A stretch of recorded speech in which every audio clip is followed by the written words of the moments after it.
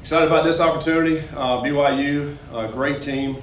Kalani's done a phenomenal job there. Very mature team, physical, big, coached well. Defense is one of the best defenses in the country. Offensively, coming into the season, they thought, okay, well, a new quarterback, they struggle a little bit, but Bachmeier's played outstanding. He's playing like he's an older player, like an experienced player, plays with great poise. Throws the ball really well, and then can run the football, which is, he's done a great job as a dual threat. Big running back, he's a great player. And then number 2 is an outstanding receiver. We played against him 2 years ago. And 11 creates some big time plays, has some great speed. And then they're very, very good in the special teams as well. So not too much weakness when you think about BYU. A team that's used to winning. I think they're 20-3 in the last 2 years. So an outstanding football team. Opportunity for us, our seniors, senior day for us. So 22 seniors will be coming out for the last time. So I'm sure there'll be a lot of emotion out there. And guys like Gavin Gerhardt, he's going to make his 47th start, which is incredible. One of the best leaders I've ever been around. And of course, Corleone and some of the other guys. I mean, it's just a special group. And so exciting day for them as well. 2 big playmakers for us that have great speed. I mean, that's certainly something that you want to have on the field. We feel good about both those guys being available this week. Obviously, as the week goes on, we'll know more, but feel good about those guys. Goody for sure will be ready to go. And Pryor's, I said this last week, he was very close last week. I still feel good about him being available this week. I don't know, he's a big back that has speed. I think he's leading the Big 12 in rushing maybe. I mean, he's good. And I think he missed a game or 2 with some injuries, but he came back. I mean, he's a really good player, a very solid player. I just think they're very efficient in what they do offensively.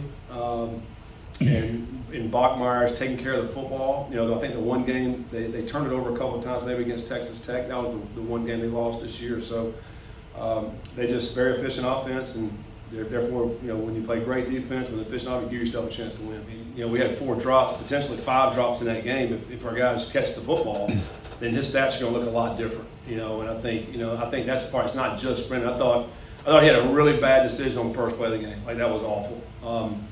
But really after that, he really played pretty good. I mean, he threw the ball good. I mean, that post ball, which has been 45, 50 yards added to his stats. I mean, you got to catch that ball. And I think, our receivers will be the first to tell you, yeah, I got to catch that. And I think so. It's not just on one player. I mean, I think it's the whole team. You got to protect good. You got to run the good routes. You got to make the catches.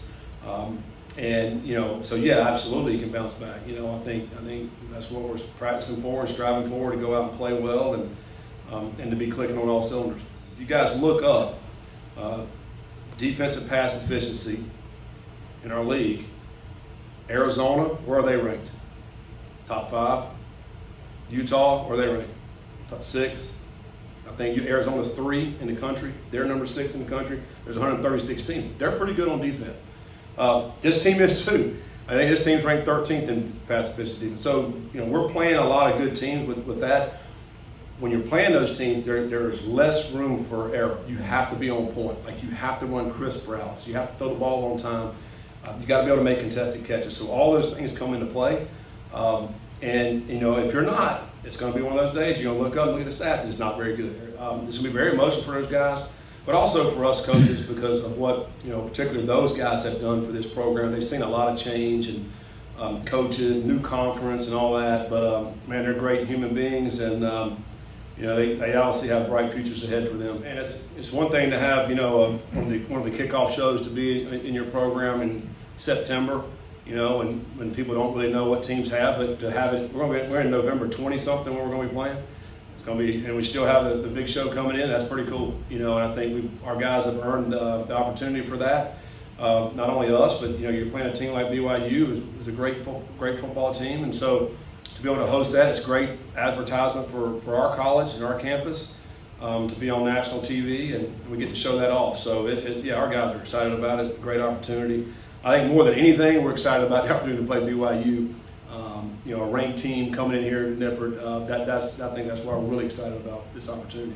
No, nothing really to do with him. Obviously, he is a great player, like you just said. Really talented. And, really impressed with what he's doing right now, especially as a young guy.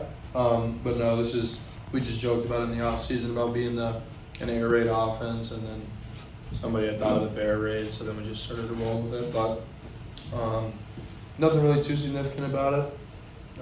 Definitely nothing to do with those guys. You know, even if teams are trying to take them away, we still got to find a way to get them the ball. And we all know that in this building, and we're going to find a way to try to continue to get him the ball. It's also just a matter of we got to get the pass game going in general. I've said it the past few weeks, but it's not like we're producing really as a pass game right now in general. We got to find a way to get him the ball to help us get that going. But, you know, it all starts with me obviously being able to distribute the ball accurately, and I think the more that we can obviously get the drives going and move the chains, and we'll get more plays naturally, we'll get more pass opportunities, and Joe will have more opportunities as well. So it all starts with me, so definitely going to do a better job of that. Yeah, I could bring any quarterback down. I feel like it's not much of a different challenge, you know, just going into the game, just doing the job as best I can. Well, since I've got here, since I came to campus, Nip at Night has been something that everybody talks about. Like the atmosphere, they say it's a really good atmosphere, so I just can't wait to see how the crowd looks, how the fans go. You know, it's senior night, so it's gonna be emotional, it's gonna be loud, crazy, and I just really just want to send the seniors out on the right note. So. Historically, I've been coming here for years, and Nip at Night's awesome, and just our fans are awesome, and I know they're gonna bring energy for Nip at Night.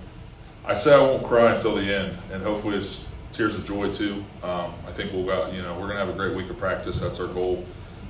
You know, all the leaders, we came together, and we're gonna send out the seniors the right way. A lot of the leaders are seniors, and this is gonna be their last game in NIP. So we're gonna try to have a great week of practice and go out with a big win.